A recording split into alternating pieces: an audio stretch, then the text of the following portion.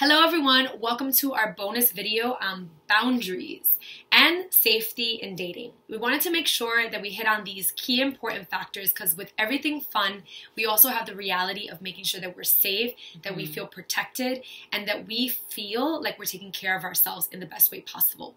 I'm going to start off by just talking about some quick safety rules that you want to be mindful of. Whether you meet a stranger, going out a night on the town, or whether you're meeting someone online, you don't really know that person.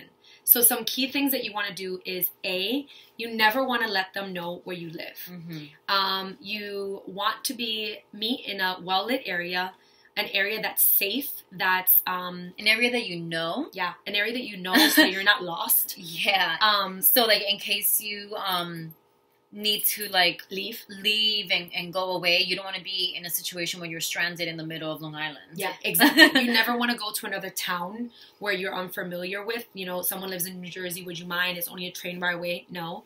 I would always opt for going to a place where it's close to you and you feel safe. So make sure that you do not have them pick you up, that you go to a place that you know, that's safe, that you're familiar with, so you can hop on a train that's around people, that's well lit. Always let a friend know where you're going. You always want to let at least one friend know where you're going, their name, maybe even screenshot the person. It could be a fake profile, right? Like, yeah, you never know. You never know. So you want to be, give them the number. I opt on the side of safety. Even if you're going to somewhere public, you want to be extra careful. The other thing is you don't want to give too much personal information about yourself until you go on the date with someone, especially if you don't know who they are, what they are. People can be, tricky and you don't know if they're real or not. You can even do a little Google search and find out some information about them. Social media is a great way to do that. If you find no information about them and they're already shady, trust your gut. People can be very manipulative, and it's important that above all, safety is key. Another thing is don't go to someone's house even after you have a good date. You might think that you feel safe and you feel comfortable. If this is someone that you really do not know, you never want to put yourself in a position where you're going to someone's house and you're putting yourself in danger. You really want to wait till you feel comfortable. We're in a place and time where we want to be empowered women, but we also want to know the realities of life, and we want to be careful. So one other thing is, let's say you're going out to a bar, just make sure that you see what the bartender is pouring into your drink. Absolutely. Or get your own drink, because, like we said, you never know. It might be a guy and you don't want to be in a situation where your drink was roofied. Yeah. Always be mindful. Hold your cup. Never leave your cup unattended. Even when you're, very fast, quickly turning your head, you want to make sure that you're mindful of your cup at all times. Sometimes I even put like a napkin over it. And this is whether you're drinking alcohol or not, doesn't matter. Anyone can put anything in any drink. So you just want to be mindful of that. The other thing is that we wanted to talk about is just boundaries in general. In general, yes. In your safety. Like a question that we ask ourselves in a workshop that I went to yesterday was, what feels consensual? What feels safe? What makes my body know that I feel open and receptive? So things that are consensual, meaning two people are agreeing to something and it feels right. Making sure that you ask yourself these things so that you're in an empowered place of knowing that, just like even a kiss or a touch, right? Someone can be too grabby. These are things that you want to be mindful of and that matter, Yeah, because if you never know. You might get triggered if you're a person who doesn't like to be touched or hugged. Like just, that might be a conversation that you may need to have with the person, or tell them in that moment of like, I appreciate your tenderness and your affection, but, I don't know you.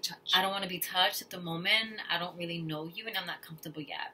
Beautiful. That's a great sample of a script that you can literally use. Another thing is text messages. Just because someone's not doing something physically, there's many different ways that sexual harassment or boundaries can be crossed, and one of them can be on the phone or text messages, images, pictures, dick pics.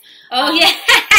We didn't talk about the D pics. Yeah, because sometimes, like, if a guy sends you a picture of his penis, you're like, I mean, unless you like that, but some women don't, and they're like, wait, so that needs to be A boundary. a boundary. Either you express it and continue because you like the guy, or maybe you don't. And maybe you say, no, block. That's it. Bye. Absolutely. So blocking, reporting, if it's online, but also on your phone, if you have an iPhone. And sometimes these guys get stalkery, or they start harassing, or maybe they said something that, you know, texting is very tricky because...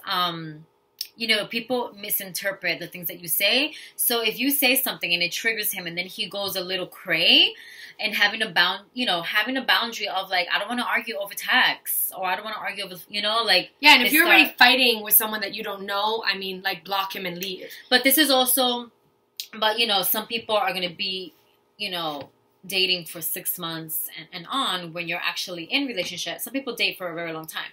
And people have different meanings of what dating means. So I'm even talking about, even if you... Once you are in the dating relationship. Yeah, once you are in that dating of like not having boundaries and like not fighting over text. If there's like an argument or something, like, you know, say it very clear. Like, can we talk in person about this? Or over the phone. I don't want to, my boundary is I don't want to talk about this over text. Yeah, because some people go psycho during text. And I think that knowing that our style of communication, I know that was super helpful for me, and knowing like I really thrive in talking in person and over the phone, but text message to talk about something heated doesn't work for me.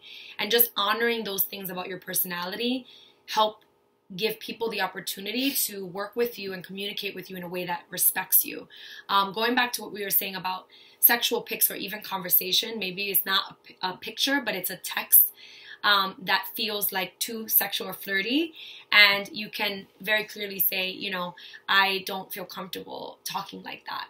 You know, I don't, or talking or insinuating about like, I want you to come over and Netflix and chill, and like maybe we can have some fun. And if you're not into that, say it, you know, be very clear on your boundaries of what you desire and what you don't desire. So these are very specific boundaries to have, whether it's physical, emotional, texting, desires with boundaries around sex.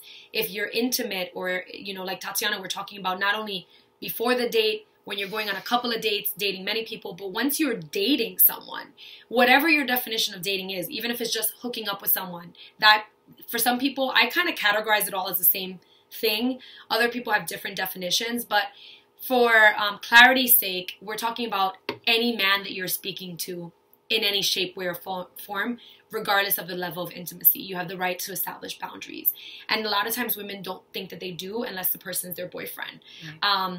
And you do. You do. As a woman, you have the right to establish any boundary that you need in communication, in texting, in sex, in desires. Every single thing is your right. I don't care if he's your boyfriend, your boo, your fuck. I'm in charge of my body and my desires, and I'm going to tell you what I want and what I need. So sexual boundaries. If you're having sex with someone but you're not monogamous yet, it is important. You know, one boundary for me is you have to get tested and I need to see those papers. Having communication about sexual boundaries is key. Having communication around once you're intimate already, you know, now that we're intimate, you know, what are those boundaries? You know, will we be okay dating other people, having sex with other people? And for safety's sake, you know, what are your boundaries? Are you having sex unprotected with other people? Like, having open conversations might be scary, but they're very scary to like ask someone to get tested, you know, to ask them, hey, are you sleeping with somebody else? Yeah. You know, those are hard questions, but you know, you have to ask them because, you know, you just need to know. Yeah. I mean, and you have the right to know. You have the right to know, and think that that's what women forget. Like, you need to protect yourself and keep yourself safe. Yeah. So one very simple thing that we'll end with is that kind of like a script that you can say is, I really love and protect my body, and in order for me to feel safe and have sex with you, I need you to get tested. And I would like to, we can go together, we can get back the results, and that's it. It's very simple. Use that script, let it be easy, own your body, own your worth, own what you need, state your desires. You know, I desire you to use protection with women, I desire you to not. Whatever your desires are your right, and whether they agree with them or not will make the determining factor whether they get to fuck with you or not, whether they get to be intimate with you or not. And if you want a relationship and the other person doesn't, state that.